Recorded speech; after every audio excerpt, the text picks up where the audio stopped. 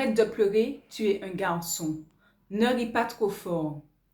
Ne parle pas trop fort. Cesse de crier. Tout toutes ces expressions d'émotions que généralement on nous a appris à contenir, est-ce qu'il fallait réellement les cacher et les retenir? Bonjour, je suis Diana Marison, thérapeute holistique et aujourd'hui, je vais vous parler de l'importance de pouvoir exprimer ses émotions. Que ces émotions seront agréables ou désagréables, il est important de les exprimer parce que tout ce qui ne s'exprime pas s'imprime. Les émotions, lorsqu'on les ressent, elles permettent la sécrétion de certaines hormones qui sont bénéfiques ou nocives pour le corps, pour les cellules. Donc, quand vous ressentez des émotions agréables, je ne parle pas d'émotions négatives ni d'émotions positives parce que toutes les émotions sont bénéfiques. Elles ont un rôle à jouer dans la vie, dans le bien-être et elles sont toutes bénéfiques. Donc, je parle d'émotions agréables et désagréables parce que c'est comme ça qu'on les ressent. Quand vous ressentez une émotion agréable, vous voulez l'exprimer, autorisez-vous à l'exprimer parce que justement, vous sécrétez ces hormones qui font du bien à votre corps. Quand vous exprimez votre joie en criant et qu'on vous dit arrête de crier, là vous retenez et vous ne pouvez pas exprimer cette émotion qui est gardée au fond de vous et qui vous empêche d'être bien parce que du coup, vous avez des remords ou vous vous culpabilisez de vous sentir bien et d'exprimer cette joie.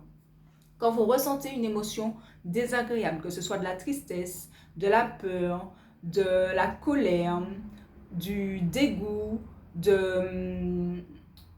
peu importe l'émotion désagréable, de la frustration, peu importe l'émotion désagréable que vous ressentez, si vous portez attention à votre corps, à ce moment-là, vous avez quand même des choses que vous voulez verbaliser, des mots que vous voulez dire, des phrases que vous voulez sortir, des gestes que vous voulez effectuer. C'est simplement parce que cette émotion demande à s'extérioriser de la même manière que les émotions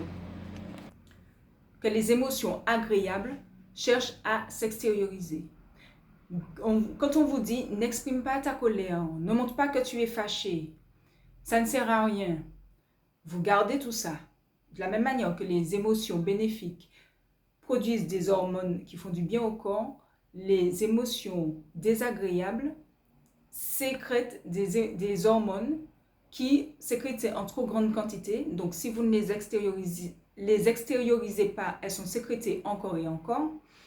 Sécréter en trop grande quantité stresse le corps, stresse les cellules. Et à partir de ce moment-là, ça devient nocif pour le corps. Et c'est comme ça que vous restez en stress en permanence ou que vous développez des maladies. Donc, il est important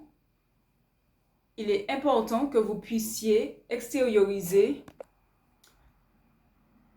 vos émotions, qu'elles soient agréables ou désagréables. Les émotions désagréables, on les ressent généralement en situation de stress parce que le stress, c'est ressenti à la base pour nous permettre de faire face à un danger.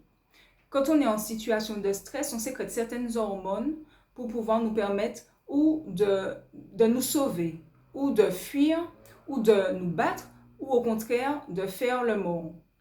Ce sont des émotions que l'homme a depuis la création de l'humanité. Donc ce sont des émotions pour pouvoir vous sauver. Mais à un instant T, ce ne sont pas des émotions que vous êtes censé garder et sécréter en permanence. Donc quand vous les conservez, vous sécrétez encore et encore ces hormones qui vous font plus de tort que de bien. Donc je vous invite à pouvoir être à l'écoute et être attentif, porter votre attention sur ce que vous ressentez quand vous ressentez des émotions agréables et désagréables et à les extérioriser. Je vous ferai bientôt une vidéo pour vous donner quelques astuces pour pouvoir extérioriser vos émotions, surtout quand vous êtes en public, puisque généralement, c'est surtout en public qu'on vous demande de ne pas montrer aux autres ce que vous ressentez. Je vous dis à bientôt pour une prochaine vidéo.